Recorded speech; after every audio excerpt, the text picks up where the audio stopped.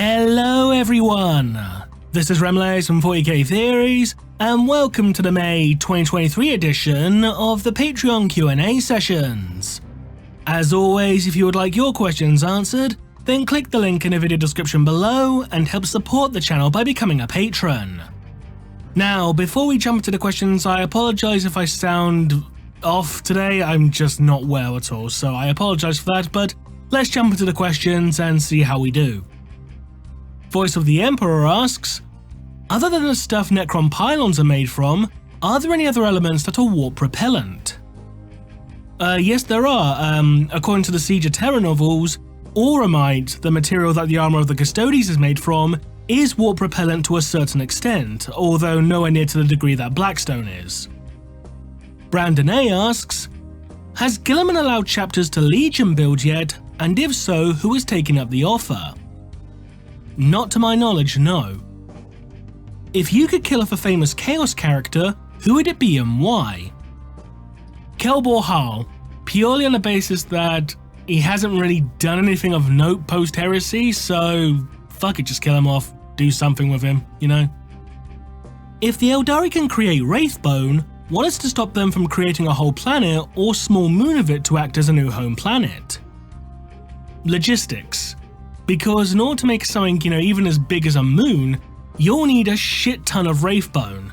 And it needs to be dense enough to support settlements, and then you gotta take into account things such as atmosphere, water, and that kind of thing. But at the end of the day, it's a moot point because if the Eldari wanted to settle on a new planet, they just settle on one of the Maiden Worlds.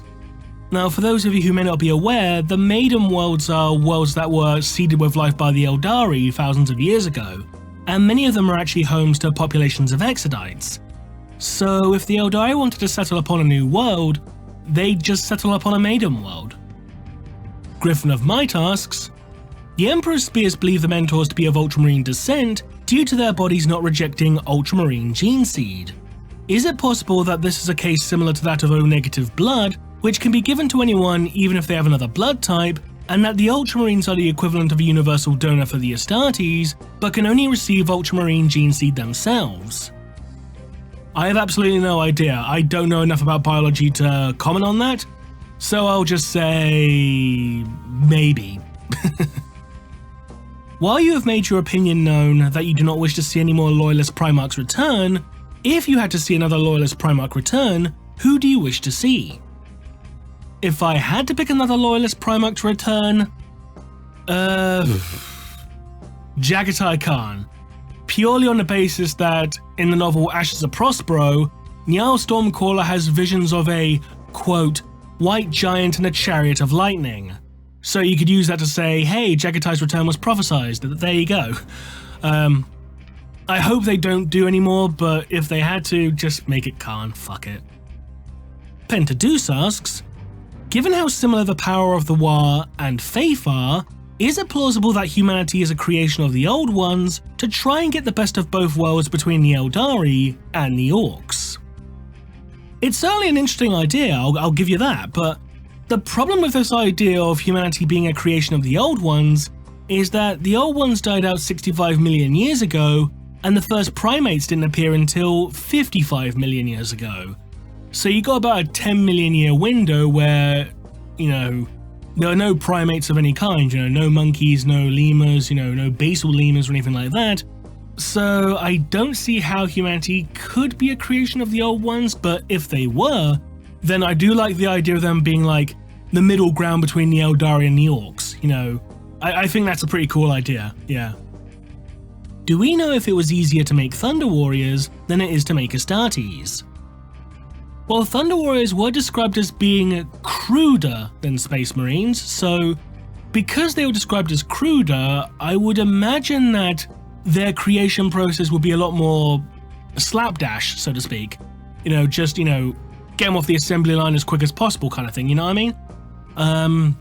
So because they were cruder, I would imagine that, because less refinement was involved, I would imagine that they were easier to create to at least some extent, yes. But I don't think anything's been confirmed in that regard.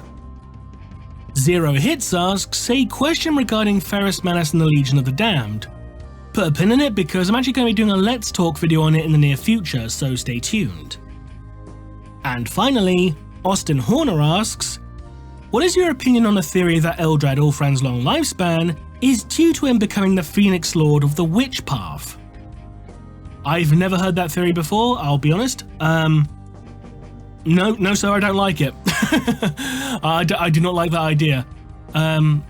Because characters with long lifespans, they don't necessarily need it to be, explained away in such, a simple manner.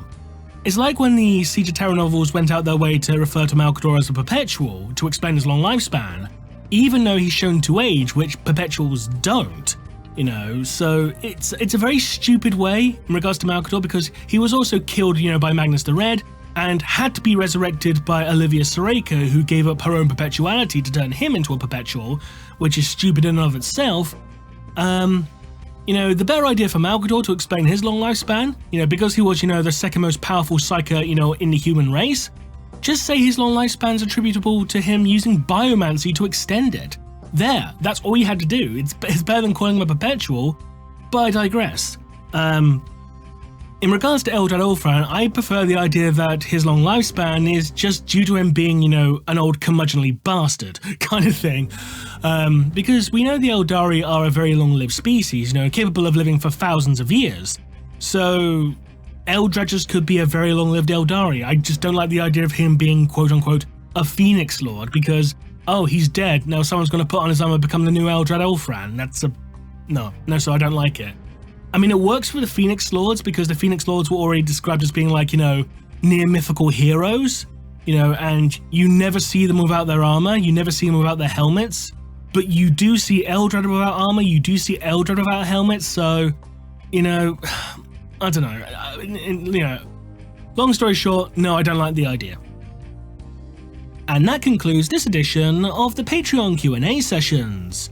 As always, if you would like your questions answered, then click the link in the video description below and help support the channel by becoming a patron.